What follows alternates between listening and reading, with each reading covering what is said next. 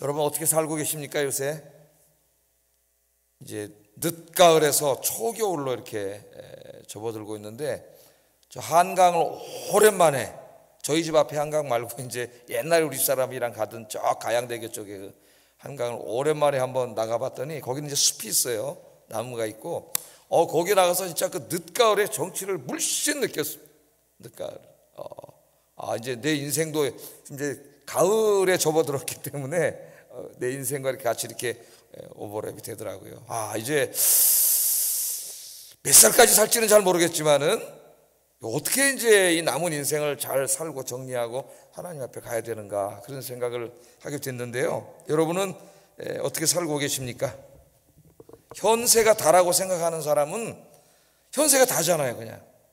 그럼 뭐 100살도 못 살고 언젠가는 이제 죽을 텐데 어떻게 살겠어요? 현세가 다라고 생각하는 사람은. 요즘 그 우리나라 사람들 뿐만 아니라 뭐 전 세계 사람들의 마음을 사로잡고 있는 그 에피큐리아니즘, 그게 뭐예요? 개인의 행복. 사람들은 개인의 행복 외에는 관심이 없다 그랬죠. 어떻게 보면 지금 모든 사람들의 생각이 그 개인의 행복이죠. 개인의 행복. 이 땅에서 그냥 어차피 죽을 거니까 이 현세가 다라고 생각하니까 뒤가 없잖아요. 그러니까 그냥 한 살이라도 건강할 때 그냥 신나게 즐기고, 뭐 가고 싶은 데 다 가보고, 먹고 싶은 거 다 먹어보고, 그렇게 사는 거죠. 그렇게 잘 사는 거잖아요. 거기서 행복을 느끼고 그렇게 사는 거죠. 그런데 현세가 다가 아니라면, 내세가 있다면, 그럼 달라지겠죠, 여러분. 내세가 있는데 그 내세는 오늘 현세에 우리가 어떻게 살았느냐에 따라서 내세가 결정된다면 우리는 결코 그렇게 살 수가 없는 거죠.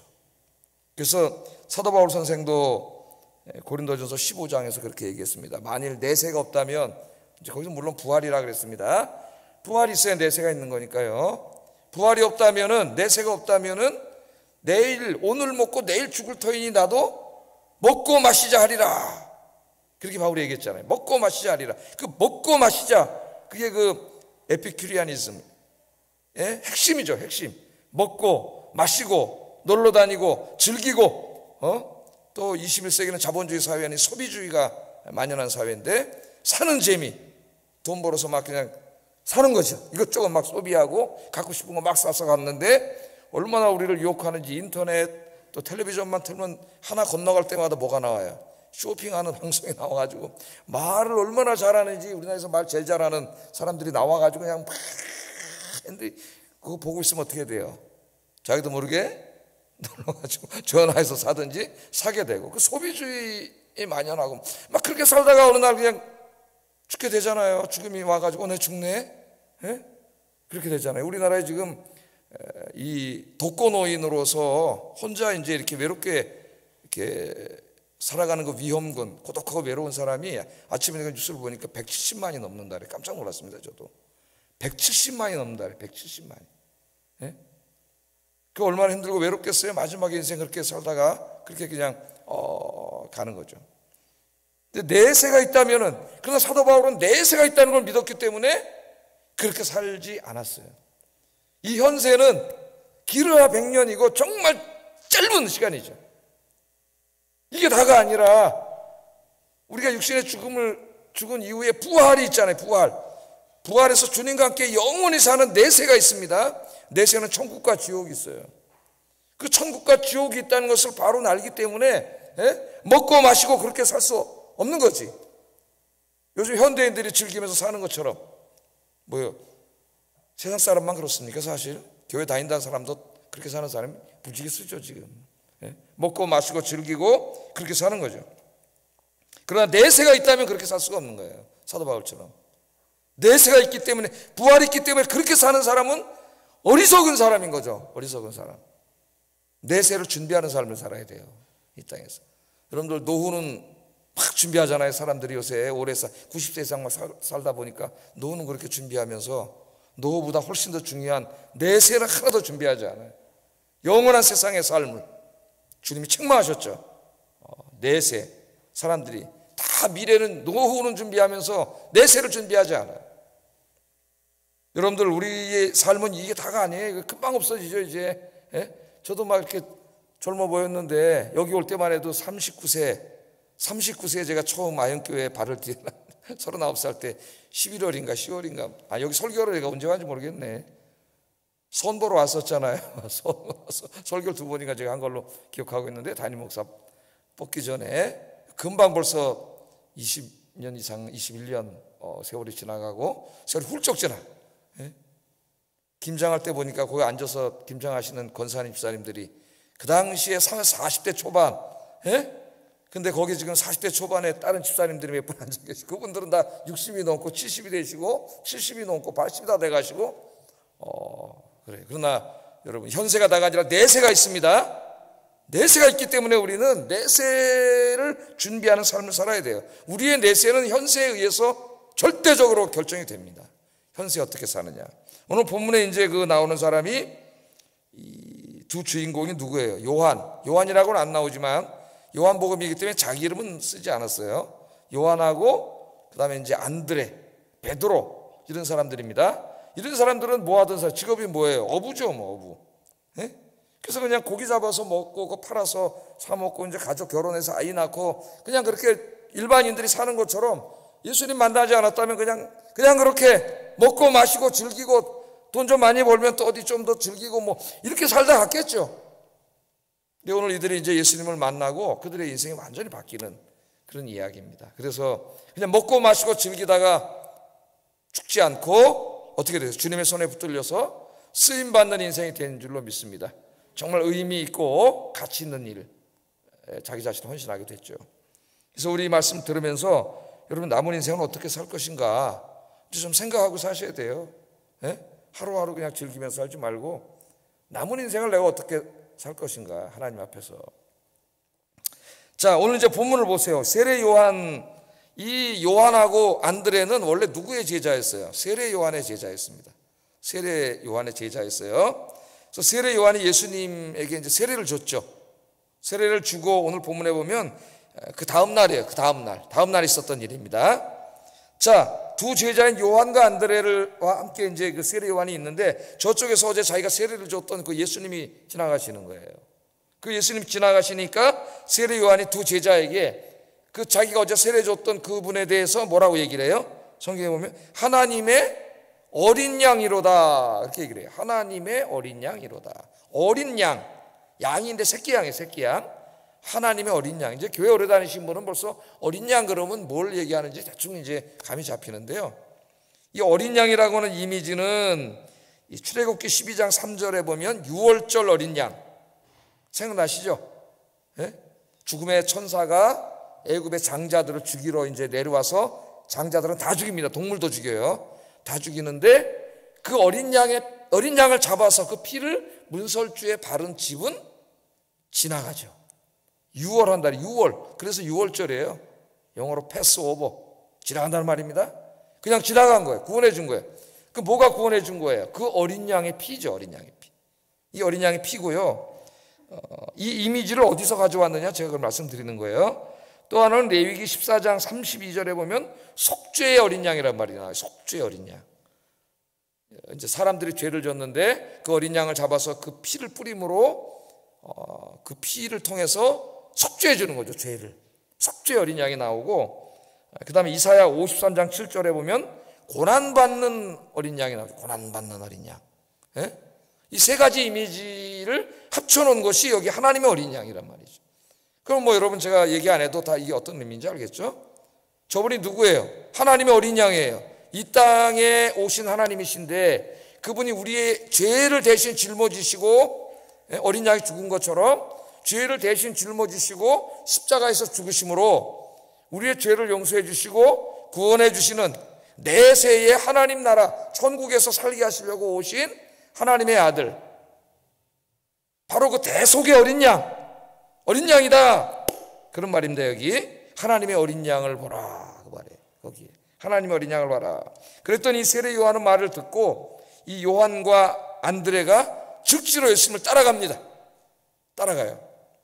따라가면서 37절 말씀 보세요. 두 제자가 그의 말을 듣고 예수를 따르거늘 따라갔다. 그러니까 문자적으로는 그냥 저분이 하나님의 어린 양이다. 유대용어로 말하면 저분이 하나님의 아들 메시아요, 구원자다 그 말이죠. 예? 어린 양이라는 이미지를 통해서는 그 구원을 어떻게 이루느냐 하면은 십자가에서 자기 몸을 어린 양처럼 죽임으로, 우리 대신 죽음으로 구속을 이루는 거죠. 따랐다는 말은, 자, 저기 지나가는 저분이 바로 니네가 기다리던 하나님의 아들 메시아, 속죄의 어린 양이다. 그러니까 안드레하고 이 사도 이 요한이 벌떡 일어나가지고 쫓아간 거예요. 예수님을 따라갔으니까 따라간 거예요. 따라갔다 그러는데 요한복음 언어에는 상당히 그 상징적인 의미가 많이 나와 있어요. 따라갔지만 사실은 그것 이상의 의미를 담고 있습니다. 따라갔다는 말은, 이제 세례 요한의 제자가 아니라 누구의 제자가 되기를 원하는 거예요, 이 사람들이. 그렇죠. 메시아이신 그분, 구원자이신 그분의 제자가 되기 위해서 따라갔다는 그런 상징적인 의미가 여기 내포되어 있어요. 이 언어 속에. 그냥 따라간 거지만 그냥 한번 따라가 본 게 아니에요, 호기심에. 진리이신 저분, 구원자이신 저분의 제자가 되어야 되겠다. 그러고 이제 따라갔어요. 자, 따라가니까 예수님 보니까 두 사람이 따라오거든요. 따라온 게 예수님 뭐라고 물어봤어요? 저 왜 따라오냐? 나에게 뭘 원하냐? 그렇게 물어본 거죠. 무엇을 구하느냐 말이에요. 무엇을. 여러분 오늘 이 자리에 왜 오셨습니까? 왜 예수 믿으세요, 여러분? 예수님이 말씀하시기를 왜 나를 믿고 따라오느냐? 그러면 여러분 뭐라고 대답하시겠어요? 하여튼 무엇을 구하느냐 그랬더니 요한과 안드레가 대답을 하지 않고 이렇게 말을 합니다. 라삐여 어디 계십니까? 질문을 했는데 답을 하지 않고 대래 질문을 했어요. 이 사람들이 뭘 원하냐? 그러면 뭘 원합니다. 그렇게 얘기를 해야 될 것 같은데 그렇지 않고 라삐여 어디 계십니까? 왜 그렇게 얘기했을 것 같아요, 여러분? 이제 많은 대화가 생략되어 있겠지만은 어떤 말이에요? 지금 이 길거리에서 뭘 원하냐 그러니까 뭘 원하는가에 대해서 지금 얘기를 해야 되잖아요. 그걸 길거리에서 잠깐 동안 얘기할 수 있는 성질의 것이 아니야. 지금 물어볼 게 너무 많아요. 궁금한 게. 그래서 지금 이 길에서 대답할 그런 성질이 아닙니다. 어디 계십니까? 어디에서 거하고 계십니까? 우리가 거기 찾아가가지고 오랜 시간 동안 만나서 거기서 대화를 나누고 질문을 하고 물어보고 말씀을 듣고 그렇게 하고 싶습니다. 그런 말이죠. 라삐여 어디 계십니까? 어디 삽니까? 우리가 찾아가겠습니다. 그래서 얘기하고 싶습니다. 그랬더니 예수님이 거절하셨어요? 아니면 부탁을 들어주셨어요? 부탁 들어주셨죠? 뭐라 그랬어요? 와보라. 와보라. 와보라. 그래? 그래 와보라. 와보라. 어쩌면 힘들고 귀찮을 수도 있는데 우리 예수님이 오라 그랬어요. 와라. 그래 한번 네 궁금한 거 다 이야기해봐라. 그래서 이제 집으로 오라 그랬습니다. 39절에 보면은 그들이 이제 그날 예수님을 찾아가서 밤새도록 주님의 말씀을 들었어요. 주님의 말. 이게 이제 오늘 중요한 키포인트 중에 하나예요. 자, 갔을 때가 10시쯤 됐다 그럽니다. 10시쯤. 그러니까 10시는 오늘 우리나라 시간으로 말하면은 오후 4시예요. 오후 4시. 그럼 오후 4시에 예수님 집에 찾아가지고 그날 밤을 샌 거예요. 그러니까 4시부터 예수님을 만나가지고 거기서 계속 질문을 하고 예수님의 말씀을 듣고 왜 그분이 하나님의 어린 양이라고 하는데 그렇다면 그분이 자기들이 오랫동안 구약시대부터 기다려왔던 하나님의 아들 메시아이거든요. 그럼 궁금한 게 얼마나 많겠어요. 그분이 진짜 하나님의 아들인지 메시아인 걸 우리가 어떻게 하는지 구약의 말씀이 이분을 통해서 어떻게 성취됐는지 분명히 세례 요한 선생님이 하나님의 어린 양이라 하는데 그걸 직접 알고 싶은 거죠. 예수님이 누군가 직접 알고 싶은 거예요. 오늘 여러분 예배드리는 여러분의 마음속에 그 예수님을 직접 알고 싶은 더 깊이 알고 싶은 그 예수님의 사랑을 더 깊이 알고 싶은 깨닫고 싶은 그 마음이 오늘 좀 더 활활 불타오르기를 주의 이름으로 축복합니다. 그래서 밤새도록 얘기했어요. 예수님도 피곤하실 텐데 밤새도록 얘기해 주셨어요. 제가 아까 밥 먹다가 우리 목사님들에게 이제 제 학교 다닐 때 김세현 교수님 그 강의 끝나면 저 양지에서 이제 그분 자동차 타고 올라가시는데 제가 그 물통에다 물 길어가지고 태워드리고 차 타고 오려고. 근데 차를 편하게 오려고 하는 게 목적이 아니라 뭘 물어보고 싶은 거죠. 제가 이제 궁금했던 신학적인 주제들에 대해서 알고 싶은데 선생님하고 그렇게 개인적인 시간을 가질 시간은 없는 거죠. 그걸 다 어떻게 선생님 만나주겠어요. 그것도 딱 몇 시간을. 근데 그 차에 딱 타면 양지부터 올라와야 되는데 차가 좀 막혀요. 2시간 이상 걸려요. 그럼 그 교수님 집이 그때 반포에 있었는데 거기까지 올라오는데 하여튼 그 당시엔 제가 운전을 못해가지고, 운전을 또 교수님이 하고 나는데 운전도 못해. 이제 타면 안 되는데, 그건 미안해가지고. 하여튼 물어봤어요. 계속 물어봤더니 교수님 그래도 다 얘기를 해주는데 그 차 안에서 몇 번 타면서 엄청나게 많은 걸 배웠어요. 신학에 대해서. 사실은 그 학문은 물어보고 배우는 거야. 둘이 만나서 물어봐야지. 강의 그 정도 끄는 건 보편적인 강의를 하고 더 심오하고 깊은 이야기들, 내가 알고 싶은 주제들에 대해서 이제 토론을 하고 물어보고 다 답변을 해주셔서 진짜 엄청나게 많이 배웠어요. 학교에서 수업 시간에 배울 수 없는. 그렇다고 수업 시간에 계속 내가 혼자 질문할 수 없잖아요. 수업이 방해가 되니까.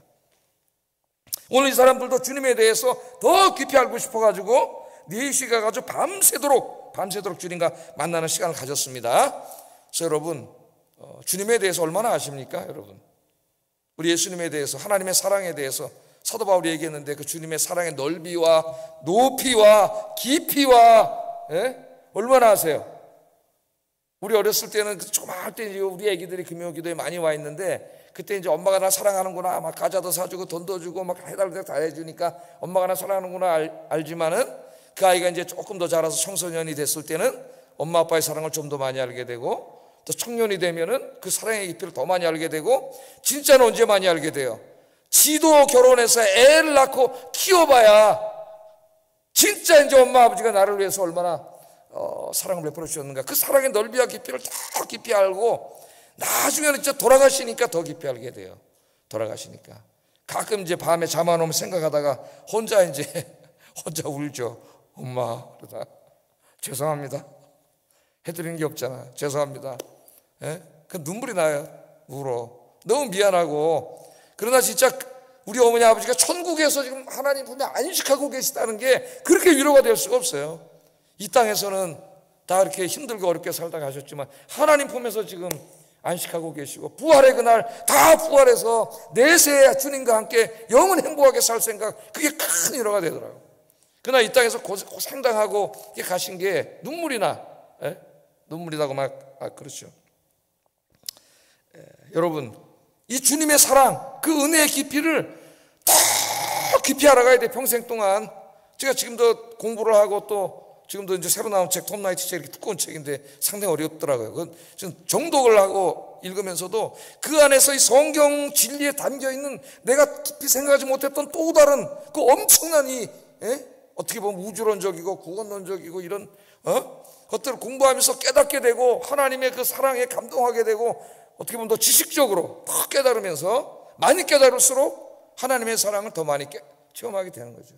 그래서 여러분, 오늘 이 두 사람이 그 너무 알고 싶어가지고 주님 4시에 찾아가서, 미안한 일이잖아요. 사실은 집에 가야 되는데, 저는 이제 누구하고 오래 얘기하는 걸 굉장히 힘들어해요. 그래서 누가 친구가 찾아와도 이제 1시간만 되면 저놈 안 가나. 엉덩이가 또 찔긴 놈이 있어요. 안 가요. 그럼 이제 막 빨리 가라고 이제 막 해서 이제 이렇게 하면 또 앉아서 또 이게 너무 힘들어. 저는 그걸 힘들어하는 사람이기 때문에 예수님이 그냥 밤새도록 가르쳐 주시니까 주님의 마음이에요, 그게. 그래서 여러분, 어떻게 해야 되겠어요? 다 주님을 깊이 만나 이렇게 금요일 날도 와서 기도하고 찬송 부르고 하나님 말씀 듣고 설교 듣고, 하여튼 제일 중요한 건 듣는 거예요. 하나님 말씀을 들어야 돼. 그래서 신명기에서 들으라 이스라엘, 샤마 이스라엘이 듣는 거예요. 제일 중요한 게. 그때는 그냥 낭송하는 거죠. 읽으면 들어야 되죠. 저 이제 선지서 시대로 오면 선지자를 통해서 하시는 말씀을 들어야 돼요. 오늘은 목사의 설교가 완전하진 않지만 목사의 설교를 들어야 돼요. 하나님 말씀. 이게 중요하고, 집에 가서 성경 말씀을 읽으면서 그 안에서 주님을 더 깊이 알아가고, 하나님이신 그분이 나 같은 놈 구원하시려고, 아까도 그 생각하면서 기도하는데 눈물이 나는 거죠. 하나님이신 그분이 얼마나 답답하셨을까. 이 광활한 우주에, 저 지구에 피조물 인간 그 몸을 입고 오셨는데, 제가 3, 4, 5월에 좀 힘들고 답답함 속에 고통을 당하면서 그게 느껴지더라고. 얼마나 답답하셨을까. 하나님이신 그 자유로우신 그분이 인간의 몸을 입고 십자가에 꽁꽁 묶여가지고 꼼짝없이 거기서 그렇게 죽으셨는데, 그러니까 진짜 더 깊은 은혜 속에 눈물이 나는 거죠. 더 깊이 알아가시는 여러분 되길 주의 이름으로 축복합니다. 성경을 읽을수록, 공부할수록, 들을수록 그 은혜가 더 깊이 느껴져요. 더 깊이 만나요, 하나님을. 신앙생활 너무 가벼워요. 나는 조금 잘 되면 아이고 감사합니다 그랬다가 또 조금 안 되면 아이고 하나님 어디 있어 그러고 금방 쓰러지고, 그게 아니라 날 구원하신 창조주이신 그분이 나 같은 사람을 사랑하시는 그 엄청난 사랑의 이야기가 성경에 있는데, 여러분 깊이 알아갈수록 그 은혜가 대단합니다. 믿음이 흔들리지 않아요.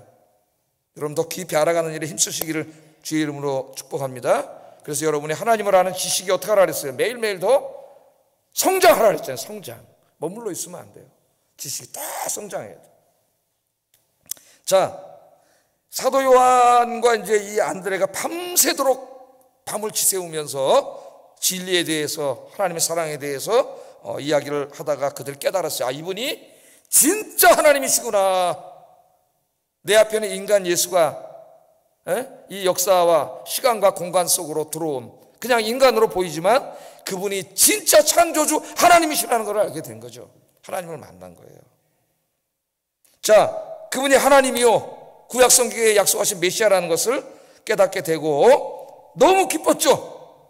우리가 이렇게 몇백 년 동안 기다리던 그분이, 하나님이 찾아오신다는데 구원하러. 이사야 40장에 보면은 그 주님이 오시는 것을 막 기쁜 소식을 전하라 그러면서 막 외치지 않습니까? 주님이 오시는 거예요. 하나님이 찾아오시는 거예요. 그 역사가 이루어졌잖아요. 너무나 기쁜 거예요. 그리고 그 하나님을 만난 거죠. 만난 거예요. 너무나 기뻤습니다. 날이 밝았어요. 밤새도록 해가지고. 그래서 이제 이 안드레가 어떻게 하나 보세요. 안드레가 밤이 새고 주님을 만난 이후에 제일 먼저 한 일이 뭡니까? 주님을 만난 그 기쁨을 주체하지 못하고 한 첫 번째 일이 뭐예요? 자기 형제인 베드로를 찾아간 일입니다. 이게 굉장히 중요해요. 베드로를 찾아갔어요. 자, 41절 한번 읽어보겠습니다. 시작.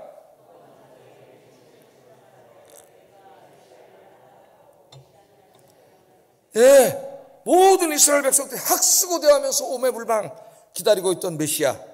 그 시대 이전에 가짜 메시아들이 몇 번 있었어요. 자기가 메시아라 그러고 막 군대를 모아가지고 로마랑 싸우다 잡혀가서 죽고 뭐 이런 사람들이 있었다고, 가짜 메시아들이. 근데 이런 가짜 메시아가 아니라 진짜 메시아, 진짜 하나님을 만난 이후에 안드레가 이 기쁜 소식이잖아요. 온 세상에 임할 구원의 기쁜 소식이라 그랬잖아요. 절망에 빠져있는 인류, 죄 짓고 살다가 그냥 지옥 갈 수밖에 없는 인류, 멸망받을 수밖에 없는 그 인류를 구원하시려고 하나님이 인간의 역사 속으로, 시간과 공간 속으로 그 불편한 피조물의 몸을 입고 오셨잖아요. 그분을 만났잖아요. 그날은 인류의 소망이 생기는 날이에요. 소망이 없던 인류가 그 소망을 만났지 않습니까? 이것보다 더 기쁜 소식이 어디 있어요? 여러분이 주님을 만난 것보다 더 기쁜 소식이 어디 있습니까? 그걸 모르고 살다가 그 주님을 만났는데, 그래서 제일 먼저 한 일이 자기 형제를 찾아간 거예요. 이 기쁜 소식을 알리려고. 그 형제가 누구냐면 시몬 베드로죠. 시몬 베드로. 베드로를 찾아가서 내가 메시아를 만났다. 내가 구원자, 창조자 하나님을 만났다. 가서 베드로에게 기쁜 소식을 전했습니다. 그래서 우리에게 중요한 걸 줘요. 이 정말 놀라운 사실, 여러분들은 주님을 만났습니까? 정말 기쁜 소식을 여러분은 만났어요? 구원의 주님을 만났습니까? 그러면 그 다음에 누가 생각날까요? 주님을 아직 만나지 못해서 이 기쁨에 참여할 수 없는 내 가장 사랑하는 사람이 생각나겠지. 그래야 정상이잖아요. 여러분 어디 가서 맛있는 거 혼자 먹으면은 그때 생각나는 사람이 있잖아요. 그 사람이 여러분 제일 사랑하는 사람이에요. 생각나는 사람. 맛있는 음식을 먹으면, 혼자 먹으면 사랑하는 사람이 생각나. 굉장히 미안하지, 나 혼자 먹으니까 이거 같이 먹어야 되는데 생각이 나잖아요. 이 기쁜 구원의 소식을 전했을 때 이걸 제일 먼저 빨리 가서 알려서 그 사람도 주님을 만나고 구원받게 하고 싶은 그 사람이 누구? 자기 형제지. 가족보다 더 한 사람이 어디 있어요? 사랑하는 사람에게 찾아가요. 근데 그 다음에 또 나옵니다. 그 다음에 빌립은 자기 제일 친한 친구 나다나엘에게 찾아가죠. 그 기쁜 소식을 전하려고. 그러니까 요한복음이 우리에게 뭘 말해주냐면, 예수님을 만나서 구원을 받은 사람은 기쁨이 넘치고 그 기쁜 소식을 제일 가까운 사람에게 즉시로 달려가서 전했다는 거예요. 그 사람이 바로 정말 주님을 만난 사람이죠. 주님 만난 사람. 여러분 주변에 가까운 사람들 있죠? 아직 주님을 만나지 못한 이 사람들 찾아가셔서 복음을 전하고 여러분들 다 주님께로 인도해오는 정말 전도를 잘하는 그런 여러분들 되시기를 주의 이름으로 축복합니다. 가장 귀한 일이 뭐예요? 이제까지는 고기 많이 잡아가지고 만선이 돼서 그 만선의 기쁨을 누리고 와서 시장에 내갔다 팔아가지고 돈 많이 벌어가지고 자식들하고 잘 사고 집 사고, 그게 이 사람들의 인생의 목적이었어요. 그러나 이제는 그 기쁨이 거기에 있지 않습니다. 이제는 사람을 낚는 어부, 생명을 구원하는 어부, 그게 그들의 인생의 목표가 되고 기쁨이 된 거죠. 주님을 몰랐다면은 그냥 그렇게 살았겠죠. 먹고 마시고 돈 벌고 즐기고 쓰고 그렇게 살았겠죠. 이제 그렇게 사는 사람은 어리석은 거죠. 주님을 만나지 못한 사람이에요. 주님을 만난 사람은 그렇게 살면 안 되죠. 이제 여러분의 남은 인생, 하나님이 주신 건강, 하나님이 주신 재물, 하나님이 주신 달란트, 이런 것들을 여러분 가까운 데서부터 생명을 구원하는 일에 헌신하며 사시기를 주의 이름으로 축복합니다. 자, 이제 금요 예배인데 마지막으로 하나 살펴볼 사람은 이제 베드로예요. 베드로. 그래가지고 이제 안드레가 베드로를 데리고 온 거죠. 예수님께로 데리고 왔잖아요. 전도했잖아요. 안드레의 하여튼 특징은, 안드레는 뭘 이렇게 뚜렷하게 엄청나게 막 폭발적으로 잘하는 사람은 아닌 것 같은데, 사람을 주님께로 이렇게 인도해오는 일을 너무나 잘하는 사람이에요. 성경에 보면 몇 번 이런 게 나와요. 헬라인들이 찾아왔을 때도 데리고 와서 예수님 앞으로 데리고 오고. 그래서 이제 새가족부 교사 교육을 안드레 교육이라 그렇게 이름을 붙였어요. 어떤 교회들에서 안드레 교육. 참 주님께로 교회에 찾아온 사람을 잘 인도해가지고 예수 믿게 해주는 사람. 어떤 사람 교회 온 사람 잠깐 쫓아버리는 사람이 있어요. 그러면 안 되겠죠. 어떤 식당에 음식은 맛있는데 사람들이 오질 않아서 이렇게 보니까 키우는 개를 하나만에 매달아 놨는데 개가 거기서 계속 짖는다는 거예요. 개가 짖으니까 음식이 아무리 맛있어도 누가 오겠어요. 그럼 개가 되면 안 되겠죠. 짖어가지고. 하나님의 사랑들 주님께로 잘 인도해 오는 여러분 되시기를 주의 이름으로 축복합니다. 우리 교회 이제 첫 발을 디딘 분들 잘 주님의 사랑으로 여러분이 잘 보살펴줘서 신앙생활 잘 하도록, 주님을 인격 속에 만나도록 잘 인도해 주는 여러분 되기를 주의 이름으로 축복합니다. 베드로를 데리고 왔어요. 자, 베드로 예수님 처음 본 거죠. 이제 봤는데 예수님이 뭐라 하는지 42절에 한번 읽어보겠습니다. 시작.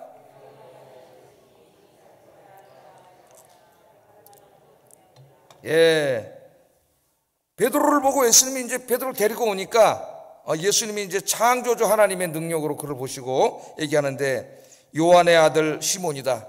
그러니까 원래 이름이 뭐예요? 시몬이지. 시몬. 아버지는 누구예요? 요한이고, 요한의 아들 시몬이다. 네 이름이, 육신적인 이름은 요한의 아들 시몬이다. 그런데 이제 장차 네 이름을 바꿔주는데 게바라 하리라. 게바라 하리라. 게바는 번역하면 베드로라 그랬어요. 베드로라. 베드로 무슨 뜻이에요? 반석이란 말이에요. 반석. 큰 반석. 조그만 돌 그냥 발로 톡 차면 절로 굴러가고, 발로 톡 차면 굴러가고, 쭉 집어던지면 던져지고, 그런 돌멩이가 아니라 반석. 큰 바위는 거기 탁 지키고 있죠. 저 설악산에 가면 뭐가 있어요? 울산바위. 스케일이 크시네. 난 저 흔들바위 얘기하려고 했는데 흔들바위가 뚝 있는데 아무리 밀어도 100명이 밀어도 뭐 1000명이 밀어도 그만큼만 딱 움직이면서 그 자리에 딱 있고, 울산바위 얘기할 걸 그랬다. 울산바위는 그냥 그 자리에 딱 지키고 있잖아요. 근데 우리 예수님이 베드로를 보고 네가 이제 뭐가 돼요? 너 앞으로 베드로다. 반석이다. 반석. 교회의 반석, 복음의 반석. 정말 반석은 듬직한 사람이죠. 주님이 생각할 때 아영교회 누구는 참 반석 같은 사람이야 그러면 아영교회 정말 듬직한 믿음의 사람이죠. 그런 일꾼이에요. 자, 그런데 이 베드로는 예수님을 만날 당시에 반석 같은 사람은 아니었어요. 여러분이 잘 알다시피 쉽게 막 달아오르고 끓어오르고, 그런 다혈질의 대표죠. 다혈질의 대표고 굉장히 또 충동적인 사람이에요. 그런 사람입니다. 그러나 예수님께서는 시몬에게 반석이라는 새 이름을 주셨어요. 반석. 지금은 시몬이 반석은 아니지만 반석 같은 사람이 될 수 있는 가능성을 본 거예요. 베드로 안에 반석 같은 사람. 자, 베드로가 지금은 많이 부족하지만 성령의 능력으로 변화되면 이 사람은 틀림없이 교회 반석 같은 존재가 될 거다. 주님은 그렇게 미래를 봤습니다. 여러분들의 자녀들을 바라볼 때, 또 젊은 세대를 바라볼 때 이렇게 긍정적으로 좀 바라보세요. 긍정적으로. 하나님이 저 안에서 이루실 위대함, 역사, 할머니 할아버지들 손주들을 좀 그렇게 바라보고 기도를 하세요. 우리의 이 아이가 주님 앞에 반석 같은 존재가 되게 해주세요. 반석 같은 존재. 자, 베드로는 단점도 많았지만 장점도 있었습니다. 쉽게 폭발하는 사람, 충동적인 사람이었지만 가족에 대한 책임감이 굉장히 큰 사람이에요. 어떻게 알아요? 거기 안 잡히니까 집에 쉽게 포기하고 애따 모르겠다 오늘 재수없나게 가자 하고 가서 굶던 말던 그런 사람이 아니라 밤새도록 새벽까지 금을 던지잖아, 안 잡히는데. 예? 가족에 대한 책임감이 있고 끈기가 있잖아요. 끈기가. 또 남성다운 강건함도 있고 그런 사람들이에요. 그런 사람. 근데 많이 부족해. 저 사람이 성령으로 훈련받아서 변화되면 반석이 될 수 있다. 주님은 그렇게 자질을 보신 것이죠. 예수님은 베드로의 단점을 본 게 아니라 장점을 봤습니다. 장점을. 단점만 보았다면 베드로를 택하지 않았을 거예요. 구원을 시켜줬겠지만 택하지는 않았을 거예요. 쓰는 사람으로. 그러나 주님은 장점을 봤기 때문에 구원만 해준 게 아니라 주님의 사도로 주님께 쓰신 거죠. 그래서 여러분, 우리 사람을 볼 때 장점도 있고 단점도 있습니다. 모든 사람은. 장점만 있는 사람이 있나요?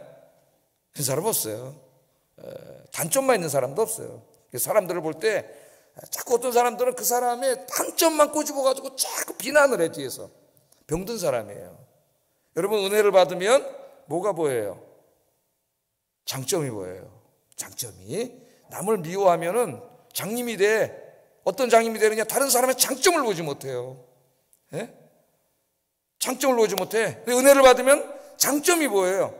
그래서 장점을 격려해주고 기도해주고 그렇게 하면 그 사람이 지금은 좀 부족해도 변화되어서 베드로와 같은 큰 반성이 될 줄로 믿습니다. 여러분들도 기도하세요. 자기 자신을 위해서. 기도하시고 정말 이제 내 남은 인생 헛된 곳에 버리지 말고 반석 같은 일꾼이 되게 해주세요. 하나님이 나에게 맡기신 아현교회에 반석 같은 일꾼, 아무리 풍랑이 몰아치고 바람이 불고 비가 와도 움직이지 않고 흔들리지 않는 반석. 누가 와서 뭐라 그러고 수근거리고 어쩌고 하고 이런저런 일이 다 벌어져도 흔들리지 않는 반석. 우리 교회를 탁 지키는 믿음의 반석 베드로가 되시기를 주의 이름으로 축복합니다. 기도하겠습니다.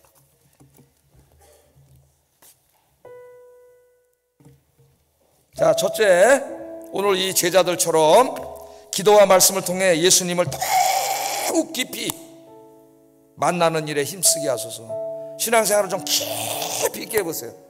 예?